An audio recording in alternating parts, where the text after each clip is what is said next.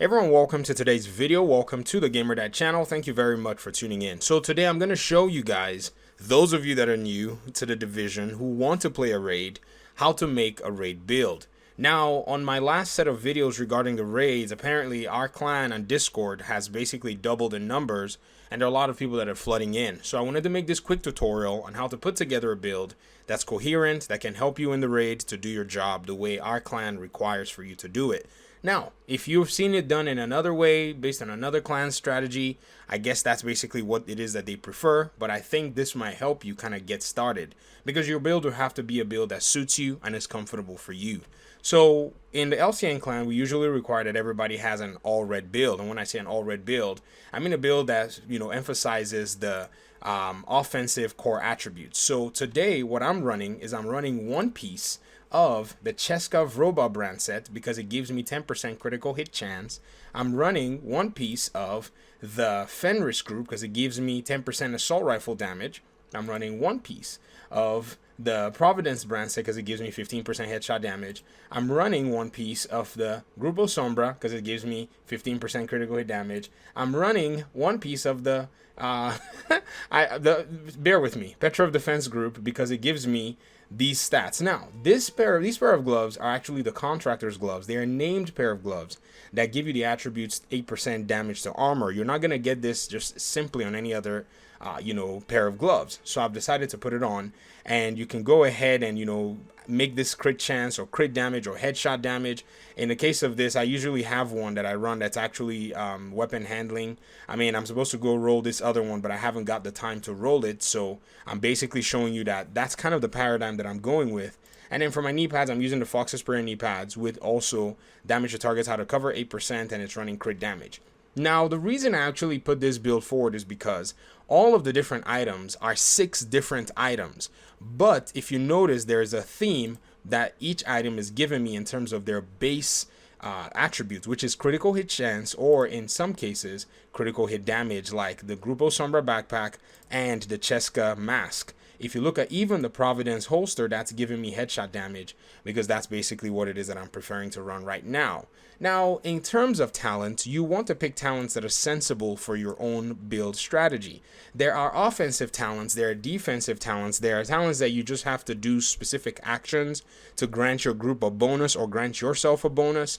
And so these are some things you have to look at and read. But in terms of an offensive build, you really want a talent that speaks to that offensive nature of your gear and of your setup. So your chest piece in your backpack, except you're playing some kind of a hybrid role, will have to emphasize weapon damage of some kind. So my backpack, I'm running Vigilance, which basically increases my weapon damage by 25%. And then when I take any damage, it disables that buff for 4 seconds. So that's the way that talent works. And then my chest piece, I'm using Obliterate, which basically said critical hits increase my total weapon damage by 1% for 5 seconds, and it stacks up to 25 times. Do you see why I've been running critical hits as the main attribute for my gear? Now, if you look at the core attributes of the different items, you'll see crit chance and crit damage are going to be spanned all through the different items. I tried my best to get items that had crit chance and crit damage, but I don't necessarily have it all. In terms of this particular, chest piece, I guess I can go roll crit chance on there to be able to get a little bit more crit chance. This holster, crit chance, crit damage. The backpack, if you notice, crit chance, crit damage. If you notice also with this particular holster, I'm supposed to go ahead and put crit damage here, so that's the plan. And then with these knee pads, I have crit damage. So there is a theme going on regarding these items. Now, one of our clan members said when some people came for the raid, they put on a whole bunch of different stuff and it didn't necessarily seem like a coherent build. And so I'm just kind of, showing you exactly how it is we put these builds together in terms of a damage, paradigm, or what you call a damage meta. Now, there are also different ways that you can run these kinds of items.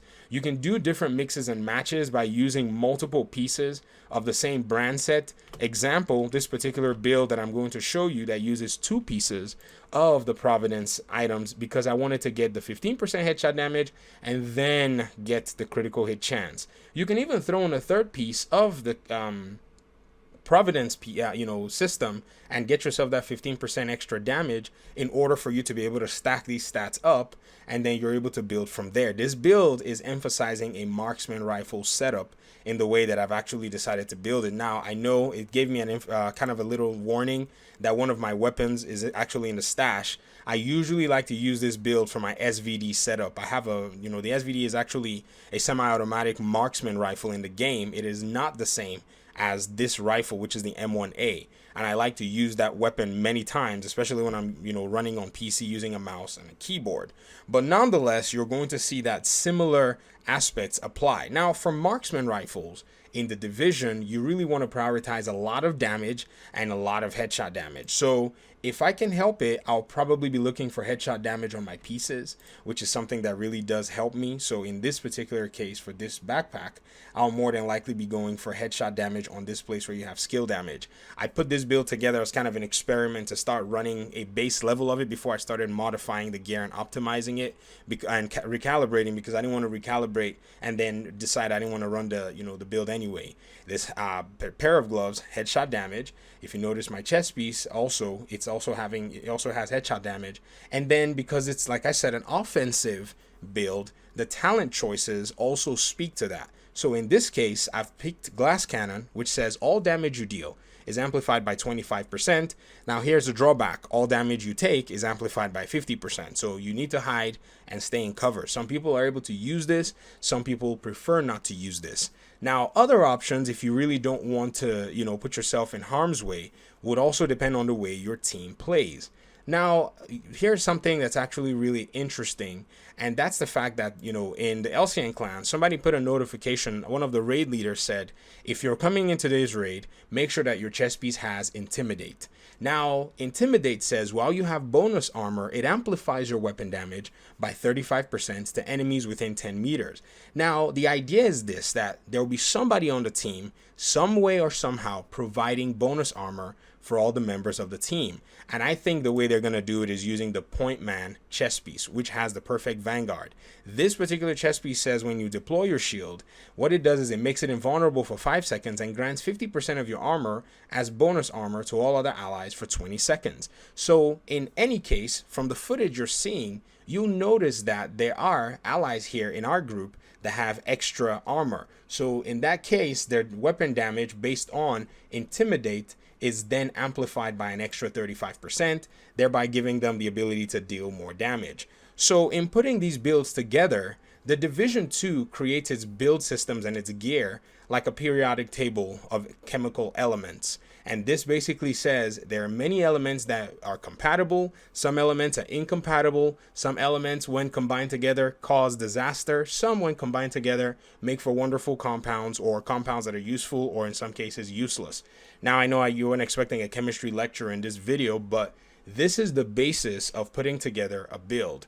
Now, if you also want pretty much an in-depth idea on how we put together other builds that will give you a full circle, I've linked 2 videos based on building a tank build and a build that uses the utility system, which is basically your skills and your gadgets, in the description below so that you can watch those videos, and I'm certain that it's going to give you something coherent to work with. Now, when you put your builds together, your weapons are the next thing as well. Now, in terms of a damage build, there really isn't too much for you to think about. The damage paradigm basically allows for you to be able to pick offensive talents on your weapon as well. So you have Strained, which is one talent that I would recommend if you're running a lot of the crit paradigms. Remember, the other build I showed you guys had crit chance and crit damage. And so this basically says whenever you gain 10% critical damage for every 0.5 seconds that you are firing. This stacks up to 5 times. So that's a lot of critical hit damage that you're gaining by using this weapon. So in that case, you really want to make sure that you have a lot of critical hit chance already stacked up on your gear. So again, this is something that, as an agent, you really have to keep working on and fine-tuning in order for you to be able to get a build that suits your playstyle. In many cases, you're not necessarily going to understand, what it is that you exactly want to play like. I mean, you may watch build videos, you may check out these ideas, but until you pick out how it is you want to play, it may be a little confusing. Another thing that you could do too is come into your menu and hit the stats option on the top right corner, and it will show you your weapon stats if you're building a weapon based build. So you want to stay here in your weapon damage, your critical hit chance, your critical hit damage, your headshot damage, your armor damage if you have any, and health damage. These are things that kind of help you realize, okay, this is what my additional stats are giving me, and this is what I'm able to put together. But anyways, this is pretty much my own explanation of this particular aspect. I appreciate you guys for watching the video. If you have any questions, leave them in the comment section. There are people all around this place to help you. Talk to you all soon. Peace out.